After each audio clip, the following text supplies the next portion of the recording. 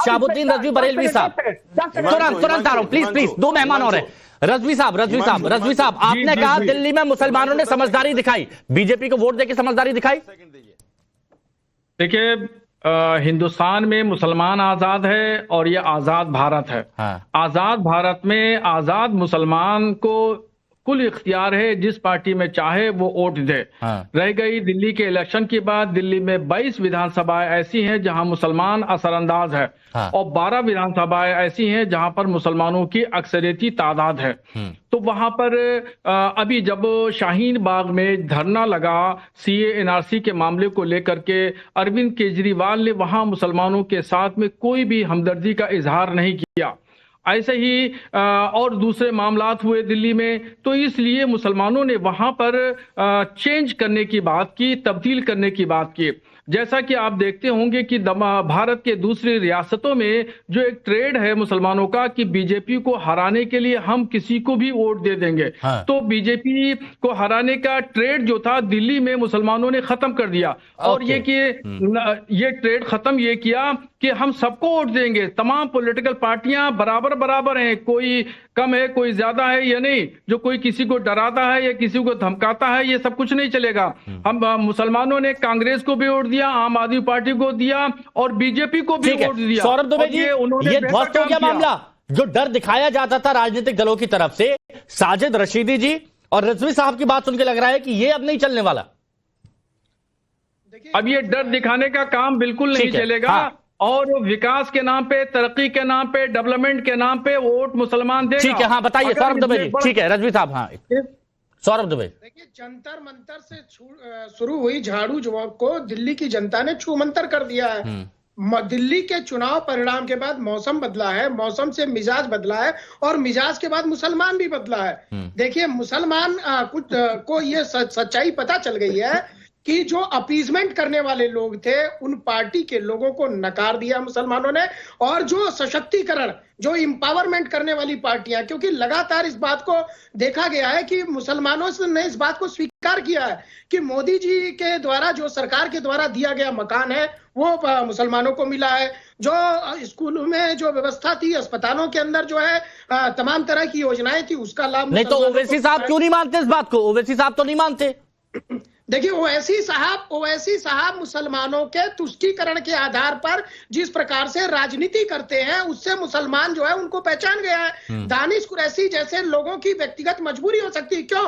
क्योंकि अभी इन्होंने एक आरोप लगाया फिरोज भक्त के ऊपर। हाँ। एक आरोप लगाया जफर सरेस वाला। मैं यही तो कह रहा हूँ, अगर जफर सरेस वाला और ऊपर से बोलते हैं कि मैं दुआ कर रहा हूं। मतलब देखिए कि आप किसी, मतलब ये तो वही बात हो गई, डायबिटीज के मरीज को रसगुल्ला दे रहे हैं, कह रहे मुंह मीठा करा रहा हूं।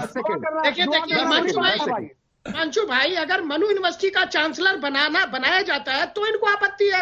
भाई यही तो कह रहे हैं, अगर मुसलमानों को मोदी सरकार में कोई पद मिलता है, कोई लाभ का पद मिलता है, तो इनके पेट में तकलीफ क्यों है? फिर यही लोग कहते हैं कि मोदी जी। ठीक है जिलानी साहब, हाँ बोलिए।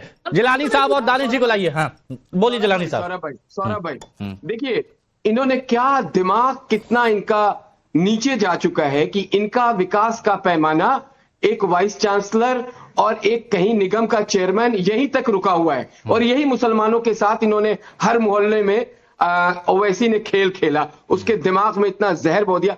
आज मैं स्वागत करता हूं हमारे साजिद रशीदी साहब का और रिजवी साहब का कि उनको लगा कि अब भारतीय जनता पार्टी के पास ऐसे उन्होंने दिखाया है। भारतीय जनता पार्टी ने, आप देखिए किसी भी कार्यक्रम को आप उठा के देख लें, अगर अटल कैंटीन योजना के तहत हमारे मैनिफेस्टो में 5 रुपए का खाना हम गरीबों को पौष्टिक आहार दे रहे हैं, तो उसमें नहीं देखते हैं कि कौन मुसलमान है, कौन हिंदू है, कौन ईसाई है। लेकिन इनके जहन में है कि इनको पार्षद का टिकट मिल जाए, एमएलए का टिकट मिल जाए, ये कहीं एमएलसी बन जाए और मुसलमानों दानिश जी बताइए।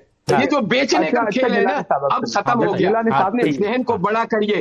कब तक आप मुसलमानों के नाम पे तुष्टीकरण करते रहेंगे, मुसलमानों को बर्बाद करते रहेंगे? हाँ। और किस इलाके ये कोशिश।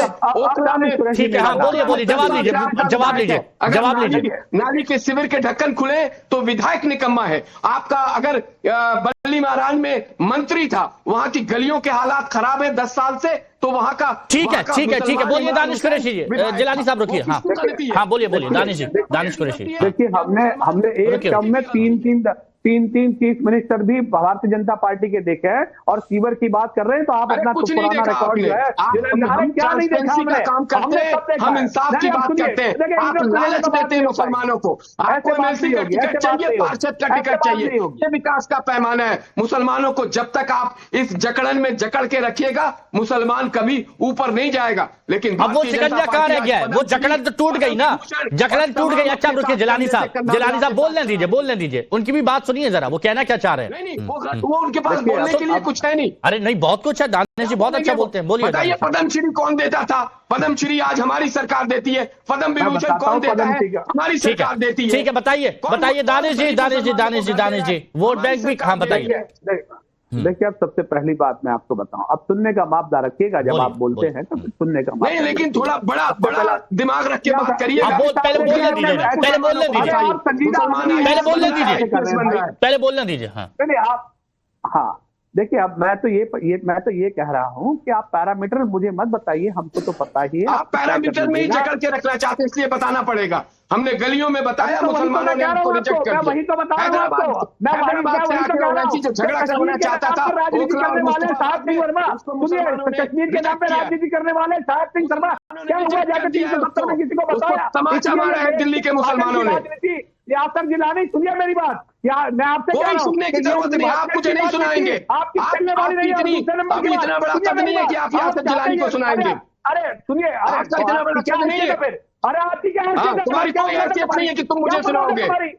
तुम्हारी कोई औकात नहीं है, तुम्हारी कोई औकात नहीं। अपने बूथ का भी नंबर अगर ढूंढ लेंगे, एक वोट नहीं देते हो किसी को। पता नहीं है जाहिर, इस जाहिर को कहाँ से ले आते हैं? समझ गए? नहीं मत पर्सनल मत जाइए, जाहिर को क्यों जोड़ दिया?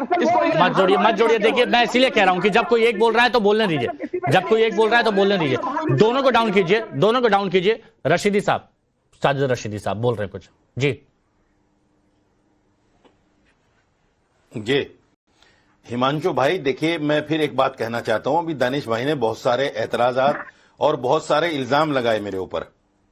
मैं ये कहना चाहता हूं दानिश भाई से, अगर मैं बीजेपी की सदस्यता भी ग्रहण कर लूं तो क्या मेरे ऊपर इस बात की पाबंदी है कि अगर कोई कानून मेरे मजहब के, मेरे समाज के खिलाफ आए तो क्या मैं बोल नहीं सकता उसके लिए? मैं अपनी पार्टी में बात नहीं रख सकता उसके लिए?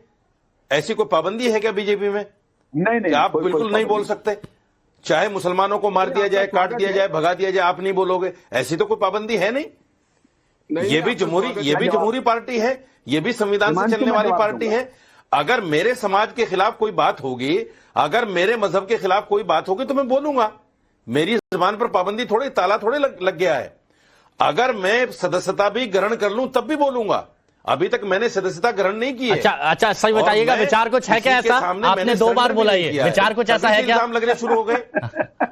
अरे वही तो मैं कह रहा हूँ हिमांशु, आप समझते नहीं है। नहीं, मैं ये कह रहा हूँ। अच्छा ठीक है, लेकिन मेरे को दानिश जी एक बात बताइए, साजिद रशीदी जी की बात गलत कहाँ है? साजिद रशीदी जी की बात गलत कहाँ है? अगर वो अपनी कौम के लिए बात उठाते हैं, अगर वो बताते हैं कि क्या सही है क्या गलत है, तो आप लोग कह देते हैं कि अपना फायदा ढूंढ रहे हैं, आप लोग कह देते हैं कि राजनीति कर रहे हैं। ये सिर्फ आप ही लोगों को ठेका है ना। धार्मिक गुरु है। देखिए, मैं आपको एक बात कहूं, धार्मिक गुरु है, वो किसी तरह की बात मुसलमान। मुझे अच्छे से याद है जब इमामों के वेतन को लेकर उन्होंने मुद्दा उठाया था, वो गए थे तो उन्होंने सिर्फ अपनी बात तो नहीं की थी ना वहां।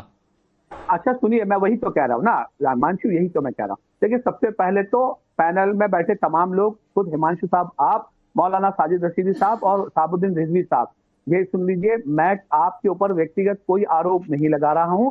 मैंने तो दुआ दी है, और अगर दुआ देना बुरी बात है तो मैं अपनी दुआ वापस ले लेता हूं। साजिद साहब, आप निश्चिंत रहिए उससे।